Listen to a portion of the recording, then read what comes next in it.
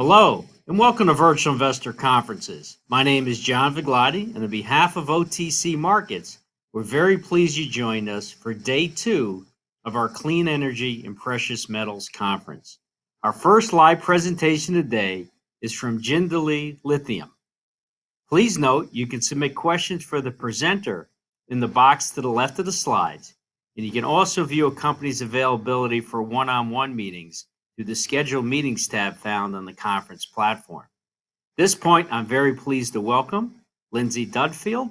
He's the Executive Director and Chief Executive Officer of Jindalee Lithium Limited, which trades on the OTCQX Best Market under the symbol JNDAF and on the ASX under the symbol JLL. Welcome back, Lindsay. Yes, John, thanks very much for having us. It's a pleasure to be here with OTC Markets again and presenting an update on Jindalee and what we've achieved since we presented last time. So for your viewers, investors that haven't heard of Jindalee, as you said, we've got a listing, primary listing on the ASX, and we also trade on the OTCQX. As you can see, the tickers are on the presentation slide there.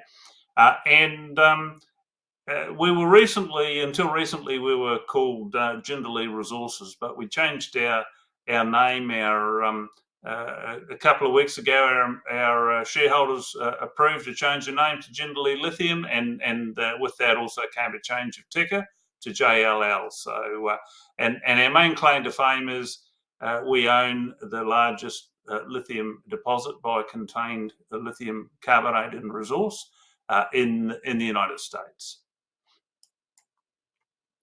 So our obligatory disclaimer. I believe everything I'm telling you is correct, but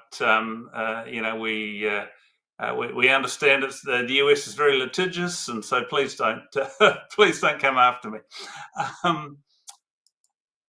Okay, so a little bit about the corporate background of the company. We've been listed over 21 years now. We listed on ASX in July 2002. And for a company that's been listed as long as we have, and particularly an ASX listed company, we have very few shares on issue. Currently just over 60 million shares on issue. Our share price as of close of trade yesterday was 96 Australian cents, which gives us a market capitalisation of just under 58 million Australian dollars. That's around about 38 million US dollars. So it's a very modest market cap for a company with the sort of size of the asset we own.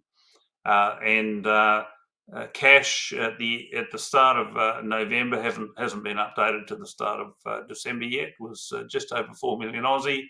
And we also hold investments from companies that were spun out of Jindalee, primarily a company called Dynamic Metals, which basically was spun out in January of this year.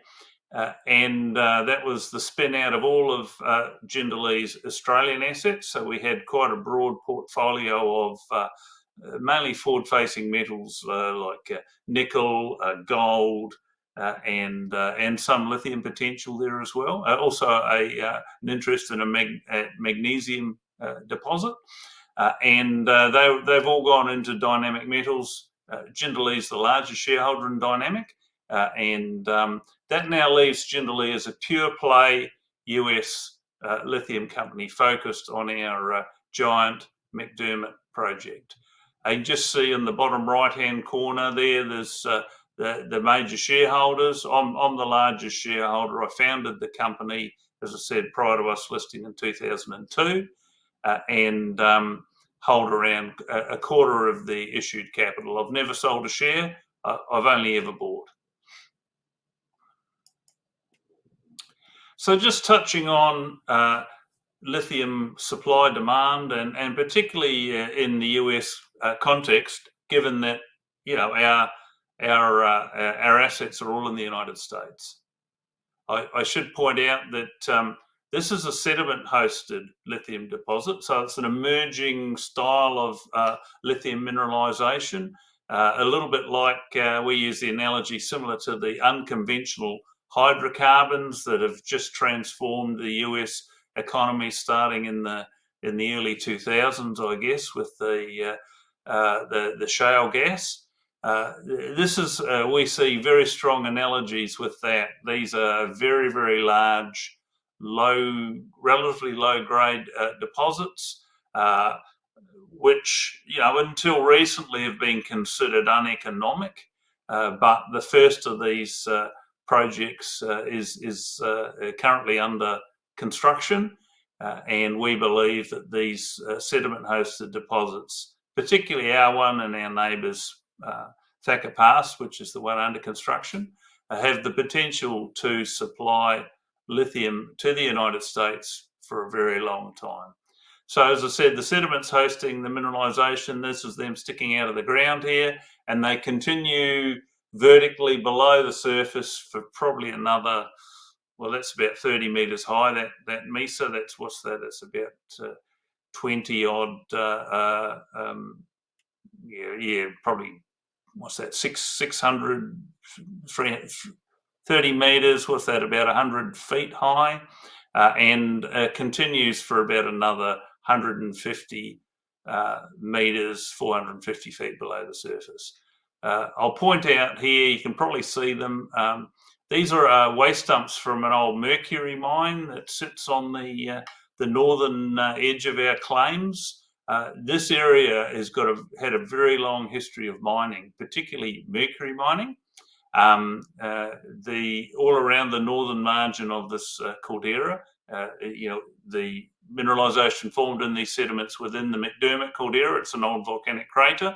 The rim of the caldera you can see on the skyline there, and around the edge of the caldera, there's quite a number of old mercury mines. A couple of them were very large in the day, actually, and one of them actually was active up until the 1970s. And also there's the uranium deposit and other metalliferous occurrences. So it's had a long history of mining, also ranching too. The ranchers run the cattle through the sagebrush here in the spring. So this is really a slide I put up for Australian investors who just don't understand how quickly the US is transforming from internal combustion engines to EVs, and the number of battery factories that are being built in the United States to service that electrification. So you can see our McDermott project sitting here on the Oregon-Nevada border, and this shows the number of battery factories being built currently in the country. And of interest is the amount of lithium that's going to be required to feed these battery factories. Benchmark Mineral Intelligence have estimated that by 2031, the United States is going to need around 600,000 tonnes of lithium carbonate equivalent, LCE, to feed these battery factories.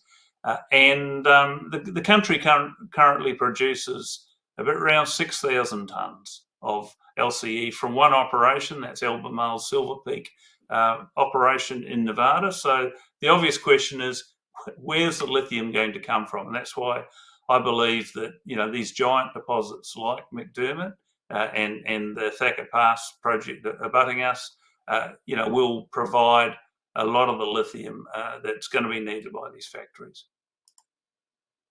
And obviously, we've got the Inflation Reduction Act, which is trying to help the United States become more self-sufficient in critical minerals. The Department of Energy has about $40 billion available to encourage the onshoring of critical minerals projects. And we're seeing some of that money starting to flow to lithium projects. So in January, the Department of Energy announced a $700 million conditional loan to the Rhyolite Ridge lithium boron project in Nevada. and Lithium Americas, who own the Thacker Pass deposit just to our south, have indicated they expect to receive a loan from the Department of Energy, which should cover up to 75% of the capital costs of that project. So a little bit about the project itself. As I said, it sits on the in southeastern Oregon on the, in fact, it straddles the Oregon-Nevada border. Our claims sit up in here. The McDermott caldera shown here in the dashed yellow shape here, an old volcanic crater that was active until about 16 million years ago, and has got incredible endowment of lithium. In fact, here you're looking at the two largest lithium deposits in the United States, Jindalee's McDermott project, and at the southern end of the caldera here, Lithium Americas Thacker Pass project. We've drilled around 62 holes currently into the project. Every time we've drilled, we've just found more mineralisation. The deposit's got bigger and bigger. We own it 100%. It was open ground. We staked it. Very clean title, no royalties or contingent payments to third parties or anything like that. As we saw in the earlier slides, the mineralisation sticks out of the ground. It's flat lying and it's relatively soft. So, you know, mining engineers that have looked at it are anticipating very low mining costs and obviously a very low strip ratio.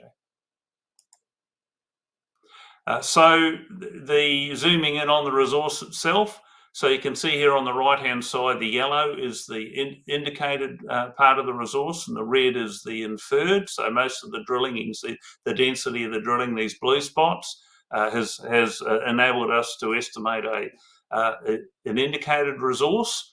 And so currently, as I think I mentioned, the total resource is 21.5 million tonnes of contained lithium carbonate equivalent, and of which just a little bit over half of that is in the indicated category. You can see here some conceptual open pits. These were designed by our mining engineers to enable us to select samples for metallurgical test work, which is currently underway. So the larger of those pit shells is the pit shell 6, and that's got a 43-year mine life. And you can see there that only takes out, let's say, less than a quarter of the resource. In cross section, here's the pit shell 6 here. There's a vertical exaggeration of 3 times in this cross section. And also we've projected holes off plane onto the plane of the section. So it's sort of schematic, but you can certainly see here there's a lot of mineralized material that sits outside of pit shell 6, which is, as I said, is around a 43-year mine life pit. We also last week announced that outside of the existing resource, so in the yellow and the red, our resource consultants have estimated what's called an exploration target range, which, if you like, I suppose you call it pre-resource mineralisation. So that's a buffer that extends for another 300 to 400 metres outside of the existing resource, where the resource geologists are very confident that there's potential to add another, at the midpoint, 3.3 million tonnes of lithium carbonate. And then also you can see on this plan here, you know, we've sampled some of the drainages out on the far western side of our claim block, got very anomalous lithium values from the sediments there.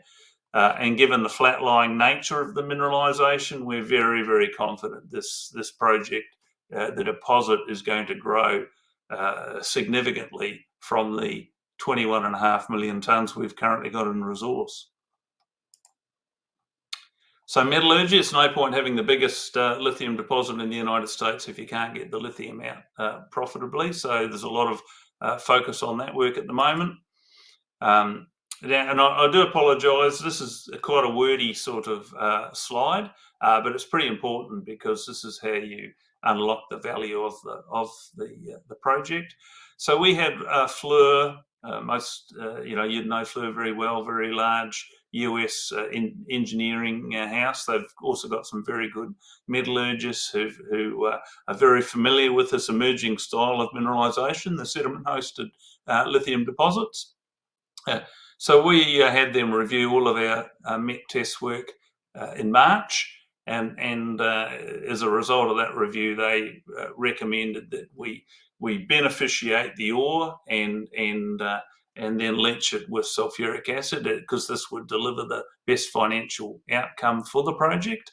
And also they noted that because of the enormous scale of this deposit, there's a lot of flexibility we've got, in being able to mine in different parts of the deposit to achieve, maximum payback, if you like, in the early part of the mine life. So our geologists, we're a couple of really good geologists based in the United States, and they identified that there's 4 units within the deposit that carry elevated lithium values. And so by selectively mining those units, we should be able to increase the head grade of the material that we deliver to the mill. And so we selectively sampled those units, collected about 700 kilograms of drill core, and that's currently being tested by Hazen, a metallurgical lab in Colorado. And the initial head grades from a composite sample of those 4 units, 4, 6, 8 and 10, that carry elevated lithium grades, produced a lithium grade that was about 34% higher than the average grade of the resource. And then we beneficiated those samples using a relatively coarse cut, 250 micron cut, and demonstrated that you could further increase the head grade. And this, the method we're using for beneficiating the ore is attrition scrubbing. It's a simple mechanical process. And what we're looking to do is separate the coarser fraction from the fine fraction. The fine fraction, if you like, the clay fraction, is the material that hosts most of the lithium. And the coarser material, the sandy fraction, has low lithium values. And so by separating it, the coarse from the fine, using attrition scrubbing, we can reduce the mass, basically by, we can reject up to 25% of the mass and only lose about 8% of the lithium. And by doing that, we get a further uplift in the head grade. And so by beneficiating that already selectively sampled ore, we can wind up with a head grade that's almost 60% higher than the average resource grade. So this is our initial test work using a coarse cut, and we've got really good results. And so we're now leaching that coarse material, the retained material after the 250 micron attrition scrubbing, and that acid leaching is underway, and we should be in a position to announce those results very soon in the next few weeks. One thing that Fleur did note is that there's excellent potential to improve on these initial results by varying the attrition scrubbing time, looking at different cut sizes, for units 4 and 6, using a finer cut, say 75 micron, should achieve even, better results, much higher lithium grades in a finer, smaller fraction that's retained. Also things like scrubbing the coarse material before it's rejected, because there could be clay adhering to the grains of sand, and that clay which is stuck on the grains of sand, is probably going to be carrying higher lithium values. So scrubbing the coarse material also, will inevitably lead to better results. So look, a lot of room for improvement, but the results we've had first up have been really good. Should also point out that we've got an MOU with POSCO. POSCO are a supplier of cathode active material to General Motors, and POSCO. We're currently beneficiating samples for POSCO, and they're also going to do their own test work on this material back in Korea.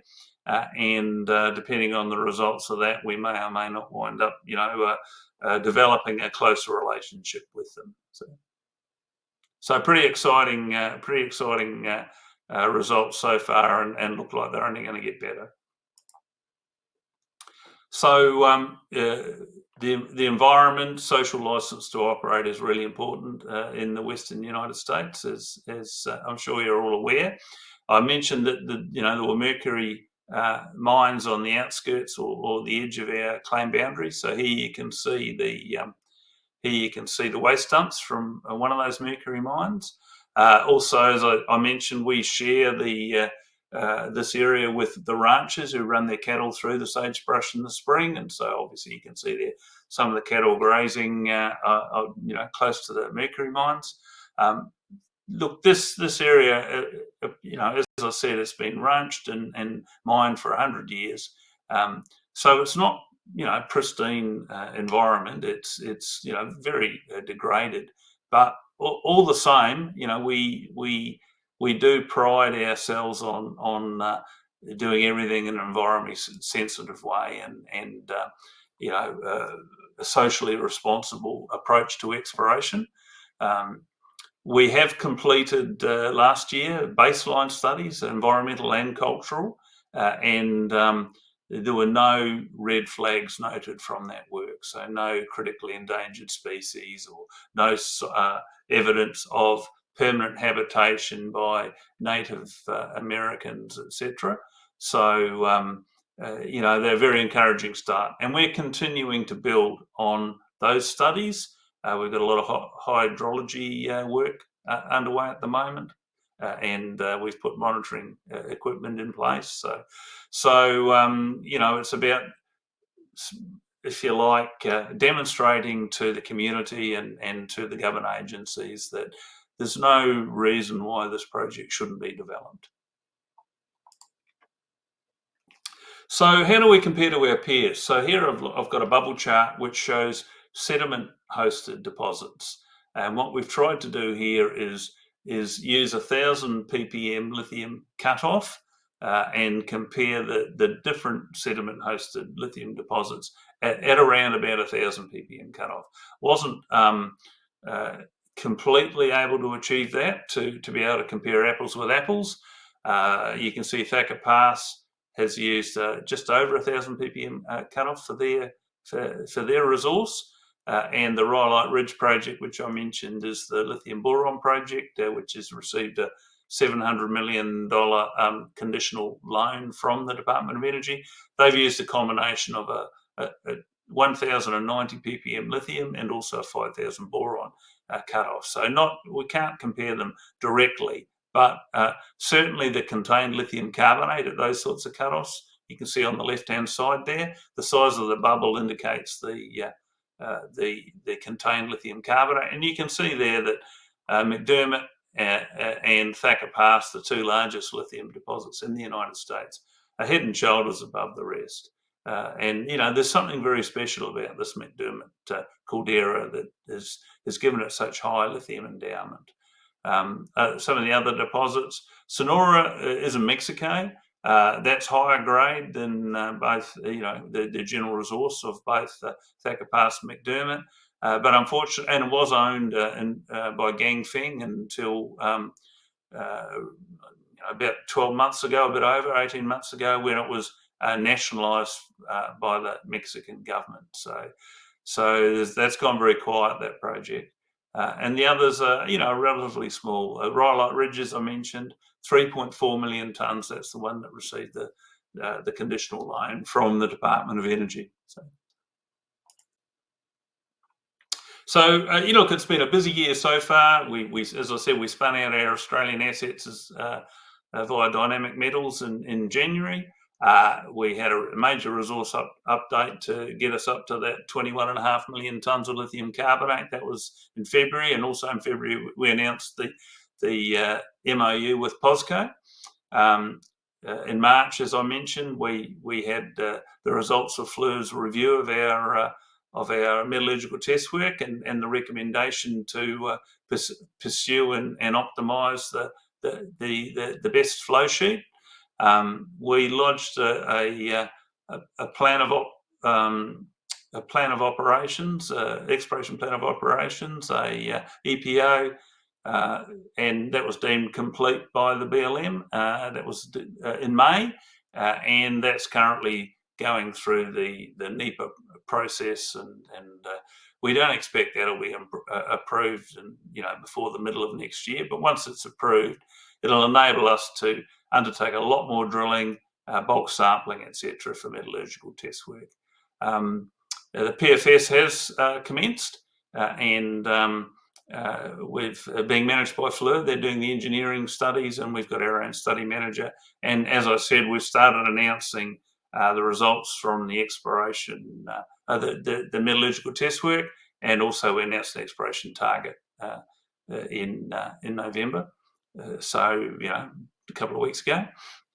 And we're continuing to de-risk the project, because that's how we think we'll get the best value appreciation for the project. So we're building and strengthening the team. In fact, yesterday we announced the appointment of a CEO, a very experienced mining engineer, young, very smart, talented guy. He'll be coming on board next month. We are accelerating our engagement with not only the US government agencies, but also end users and potential strategic partners. And the de-risking process, geological, metallurgical, engineering studies, the environmental baseline studies I've mentioned, they're all part of demonstrating to investors that this project is economically viable and will be permitted. And I think the completion of the PFS, which we're targeting mid next year, will be a major catalyst for re-rating of the company. So look, thank you very much for your time, and I'm very happy to answer questions. So we've got here, the first question I can see here is, are you eligible for any US incentives? Well, we're about to find out. We're in the process of applying for grants. We believe that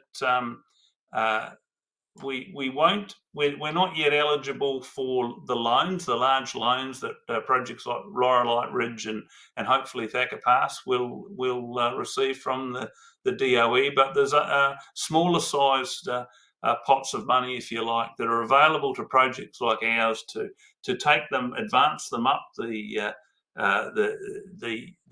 process towards development. And so we're in the process of applying for those. So we should have something to announce early in the new year. So the next one's about infrastructure. What sort of infrastructure is in place? Well, as you can see there on that slide, it's pretty desolate. But having said that, there is power about 15 miles to the east, and about 20 miles, or just over 20 miles to the east of the deposit is the township of McDermott. That was a large town in the days when the mercury mines were operating, much smaller now, but it's on the sealed road, the 95 north-south from Winnemucca. You've got the railhead, major railhead at Winnemucca to the south. So it looks like there's absolutely no infrastructure, but actually there is a lot more than there is for a lot of other projects I've worked on, in remote parts of Australia, for example. The next question is about what mineral is the lithium hosted? So the lithium is hosted in our part of in our deposit in illite. It's a clay which was deposited within the sediments. It's a intergranular matrix clay for the most part. There's probably a fair bit of hydrothermal alteration that's taken place as well to introduce the fluids that contain it's a smectite clay, and that's the only clay we've identified at the moment is the smectite. At Thacker Pass, they have a mixture of illite and smectite.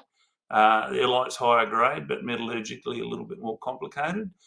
We've got very simple metallurgy, it would appear, and a very simple mineralogy. What else we got down there? Just scrolling down here. What are our key milestones, McDermott and the Nevada projects? Well, look, completion of the PFS is a major milestone, and we think that will lead to a re-rating of the company. We also think that we will receive government funding and also government support, maybe in kind, both state and federal. But look, let's just see what happens. So look, thanks very much, everyone. I really appreciate your interest in the presentation. And if you've got any other queries, please, reach out to us, inquiry@jindalee.net. So look, thanks very much. And thanks to OTC Markets for the opportunity to present the Jindalee story. Thank you.